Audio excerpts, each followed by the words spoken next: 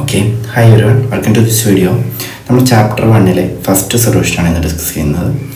ഇതിൻ്റെ സൊല്യൂഷൻ ഉത്തരം എന്താണെന്ന് ഡയറക്റ്റ് അറിയാൻ ആഗ്രഹമുള്ള ആൾക്കാർക്ക് വേണ്ടിയിട്ടാണ് ഞാൻ ഈ ഫസ്റ്റ് സ്ലൈഡ് ചേർത്തിരിക്കുന്നത്. ജസ്റ്റ് റെഫറൻസ് മാത്രം നോക്കുന്ന ആൾക്കാരാണെങ്കിൽ ഇതാണ് അതിൻ്റെ ജസ്റ്റ് സ്റ്റെപ്സ്. നമ്മൾ ആദ്യത്തെ പൊട്ടുകൾ നോക്കിക്കഴിഞ്ഞാൽ 3 പൊട്ടുകളാണുള്ളത്. ഇനി രണ്ടാമത്തെ ചിത്രം നോക്കിക്കഴിഞ്ഞാൽ ആ 3 പൊട്ടുകളുടെ കൂടെ അഡീഷണലി ഒരു 3 പൊട്ടുകളും കൂടി വന്നിരിക്കുന്നു. അതുപോലെ അടുത്ത ചിത്രം നോക്കുകയാണെങ്കിൽ ഈ ടോട്ടൽ 6 എണ്ണം ഉണ്ടായിരുന്നു, അതിൻ്റെ കൂട്ടത്തിൽ ഒരു 4 എണ്ണം വന്നു. അപ്പോൾ അടുത്ത സ്റ്റെപ്പിലാകുമ്പോൾ 5 എണ്ണം അധികം വരും, പിന്നെ 6 എണ്ണം അധികം വരും, 7 എണ്ണം അധികം വരും. ഓക്കെ, അപ്പോൾ സിമ്പിളായിട്ട് നോക്കിക്കഴിഞ്ഞാൽ മുൻപിലത്തെ ഒരു കൗണ്ട് ഉണ്ടായിരുന്നു, ആ കൗണ്ടിൻ്റെ കൂട്ടത്തിൽ ഒരു പെർട്ടിക്കുലർ നമ്പർ ആഡ് ചെയ്തിട്ടാണ് പോകുന്നത്. അപ്പോൾ ഇതിൻ്റെ ഉദ്ദേശം എന്താണെന്ന് വെച്ച് കഴിഞ്ഞാൽ നമുക്ക് പാറ്റേൺസ് അനലൈസ് ചെയ്യാൻ പഠിക്കുന്നതിൻ്റെ ഒരു ഫസ്റ്റ് സ്റ്റെപ്പ്. ഓക്കെ, അപ്പം ഈ ക്വസ്റ്റ്യൻ ശ്രേണികൾ എന്ന് പറയുന്ന ചാപ്റ്ററിൻ്റെ ആദ്യ ഭാഗത്ത് വരുന്നതുകൊണ്ട് തന്നെ ഇതിന് കുറച്ച് ഇമ്പോർട്ടൻസ് ഉണ്ട്. അതായത് ഇതിൻ്റെ ഒരു ഫർദർ ഇൻവെസ്റ്റിഗേഷൻ ഉണ്ട്. അതായത് ഇത് എവിടെ നമ്മൾ അപ്ലൈ ചെയ്യുന്നു, എങ്ങനെയാണ് ഇതിനെ ഒരു പൊതുവായിട്ടുള്ളൊരു തത്വത്തിലേക്ക് എത്തിക്കാൻ പറ്റുക, അല്ലെങ്കിൽ ഇതിനെന്തെങ്കിലും ഒരു ഈസി ടെക്നിക്ക് ഉണ്ടോ, ഒരു കോമൺ ആയിട്ട് ഒരു ക്വസ്റ്റ്യൻ ചോദിച്ചു കഴിഞ്ഞാൽ അതിനെ എങ്ങനെ അപ്രോച്ച് ചെയ്യാം, അങ്ങനത്തെ കാര്യങ്ങളാണ് നമ്മൾ ഇനി മുൻപോട്ടുള്ള ഭാഗത്ത് ഡിസ്കസ് ചെയ്യാൻ പോകുന്നത്. Real life applications and additional problems. Okay, അപ്പോൾ ഞാനൊരു സിമിലർ സിറ്റുവേഷനോട് റിക്രിയേറ്റ് ചെയ്യുകയാണ്. എനിക്കിപ്പം ആദ്യത്തെ നിരയിൽ ഇവിടെ 2 ബോക്സസ് ഉണ്ട്, അതിൻ്റെ മേലെ ഒരു ബോക്സ് വെച്ചിട്ടുണ്ട്. അപ്പോൾ അവിടെ സിമ്പിളായിട്ട് നോക്കിക്കഴിഞ്ഞാൽ ടോട്ടൽ കൗണ്ട് നമുക്ക് തന്നെ അറിയാം, 1, 2, 3, ടോട്ടൽ കൗണ്ട് 3 ആണ്. സോ ഞാനിവിടെ വേറൊരു അപ്രോച്ച് ചെയ്യാൻ പോവാണ്. ഇവിടെ ഞാൻ സെയിം നമ്പർ ഓഫ് ക്യൂബ്സ് ഉപയോഗിച്ചിട്ട് ഞാനിവിടെ അതിനെ ഒരു റെക്റ്റാങ്കിൾ ആക്കിയിട്ട് ഫോം ചെയ്യാൻ നോക്കുകയാണ്. അപ്പം റെക്റ്റാങ്കിൾ ആയിട്ട് നോക്കിക്കഴിഞ്ഞാൽ ഇപ്പം നമുക്ക് നോക്കാം, ഈ താഴത്തെ നിരയിൽ 3 എണ്ണമാണുള്ളത്, കുത്തനുള്ള നിരയിൽ 2 എണ്ണം ഉണ്ട്. അപ്പം നമുക്ക് ടോട്ടൽ കൗണ്ട് നമുക്ക് കണ്ടുപിടിക്കാം 6 എണ്ണം. പക്ഷേ അതിൻ്റെ പകുതി എടുത്ത് നോക്കുക. അപ്പം നോക്കിയേ, നമുക്ക് ആദ്യമുള്ള 3 കൗണ്ടായിട്ട് കിട്ടുന്നത്. ഓക്കെ, ഇനി കുറച്ചും കൂടി എണ്ണം നമുക്ക് കൂട്ടി മുന്നോട്ട് പോയി നോക്കാം എന്താ സംഭവിക്കുന്നതെന്ന്. അപ്പോൾ ഇവിടുത്തെ ചിത്രത്തിൽ ആദ്യത്തെ നിരയിൽ 3, പിന്നെ 2, പിന്നെ 1, അപ്പോൾ ടോട്ടൽ നമുക്കറിയാം 6 എണ്ണമാണുള്ളത്. സിമിലർ അപ്രോച്ച് നമ്മൾ ഇവിടെയും ചെയ്യുന്നു. സെയിം കൗണ്ട് വെച്ചിട്ട് നമ്മൾ എന്ത് ചെയ്യുന്നു, ഇവിടെ ഒരു റെക്റ്റാങ്കിൾ ഫോം ചെയ്യുന്നു. അപ്പോൾ താഴെയുള്ള കൗണ്ട് 4 ആണ്, മേലുള്ളത് 3 ആണ്.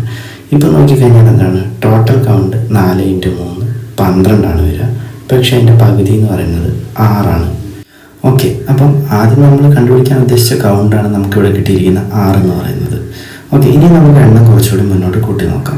ഇവിടെ താഴത്തെ നിരയിൽ നമുക്കുള്ളത് 4 എണ്ണമാണ്. അപ്പോൾ 4, 3, 2, 1 എന്നുള്ള ഓർഡറിൽ പോയിരിക്കുന്നു. അപ്പോൾ നമുക്ക് കൗണ്ട് കണ്ടുപിടിക്കാൻ വേണ്ടിയിട്ട് സിമിലർ അപ്രോച്ച് ചെയ്യുന്നു.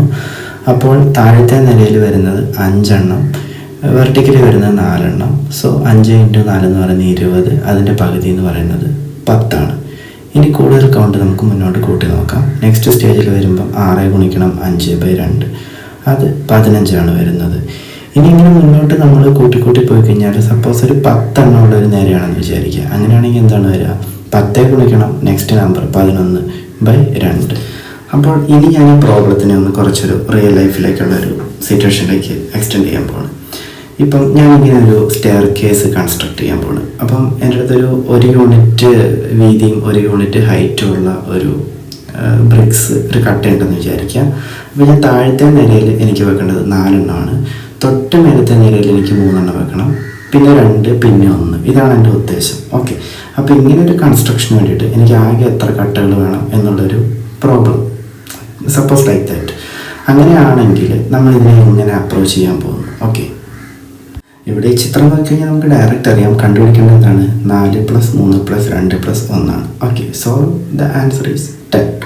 ഓക്കെ, അപ്പോൾ ഇതിനെ നമ്മൾ നേരത്തെ കണ്ട അപ്രോച്ചിലേക്ക് നോക്കുകയാണെങ്കിൽ അവസാനത്തെ നിരയിൽ 4 എണ്ണമാണ്. സോ ഉത്തരം എന്ന് പറഞ്ഞാൽ എന്താണ്, 4 ഗുണിക്കണം നെക്സ്റ്റ് നമ്പർ 5 ആണ്. സോ 4 ഗുണിക്കണം 5/2. സോ 20/2 = 10. ഓക്കെ, അപ്പോൾ ഇവിടെ പ്രോബ്ലത്തിനെ നമ്മൾ എക്സ്റ്റെൻഡ് ചെയ്യുകയാണ്. പ്രോബ്ലം ഇപ്പോൾ എന്താണെന്ന് വെച്ച് കഴിഞ്ഞാൽ 1 മുതൽ ഒരു നിശ്ചിത സംഖ്യ വരെ കൂട്ടിക്കഴിഞ്ഞാൽ കിട്ടുന്ന ഉത്തരം എന്താണ്, അതാണ് ആക്ച്വലി നമ്മുടെ പ്രോബ്ലം. അതായത് ആദ്യത്തെ നമ്പർ 1ഉം 2ഉം ആണെങ്കിൽ 1ഉം 2ഉം കൂട്ടിയാൽ എത്ര, അതുപോലെ അടുത്ത സ്റ്റേജിലേക്ക് വരികയാണെങ്കിൽ 1ഉം 2ഉം 3ഉം കൂട്ടിയാൽ എത്ര, അടുത്ത സ്റ്റേജിൽ വരികയാണെങ്കിൽ എന്താണ് പ്രോബ്ലം, 1ഉം 2ഉം 3ഉം 4ഉം കൂട്ടിയാൽ എത്ര. അതായത് ഇപ്പം ആദ്യത്തെ 10 എണ്ണൽ സംഖ്യകളുടെ തുക എത്ര, അല്ലെങ്കിൽ ആദ്യത്തെ 5 എണ്ണൽ സംഖ്യകളുടെ തുക എത്ര, ഇതാണ് ശരിക്കും ആക്ച്വലി ഇവിടെ മീൻ ചെയ്യുന്ന പ്രോബ്ലം. അപ്പോൾ അതിൻ്റെ സൊല്യൂഷനാണ് നമ്മൾ ഈ ജനറലൈസ് ചെയ്ത് കണ്ടുപിടിച്ചിരിക്കുന്നത്. അതായത് ഇപ്പം ആദ്യത്തെ 5 എണ്ണൽ സംഖ്യകളുടെ തുകയാണ് കണ്ടുപിടിക്കുന്നതെങ്കിൽ എന്ത് ചെയ്യണം? 5 ഗുണിക്കണം നെക്സ്റ്റ് നമ്പർ എത്രയാണ്? 6. 5 ഗുണിക്കണം 6/2.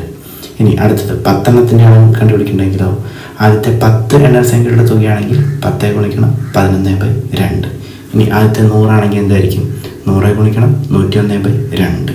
ഇനി ആദ്യത്തെ 200 ആണെങ്കിലോ 200 × 201/2 ലൈക്ക് ദാറ്റ്.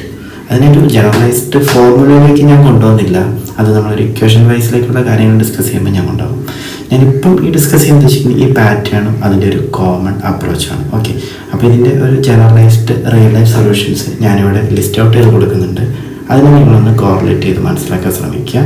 ഒരു പ്രോബ്ലം കൂടി നമുക്ക് ഇതിൻ്റെ ബേസിൽ ഡിസ്കസ് ചെയ്യാം.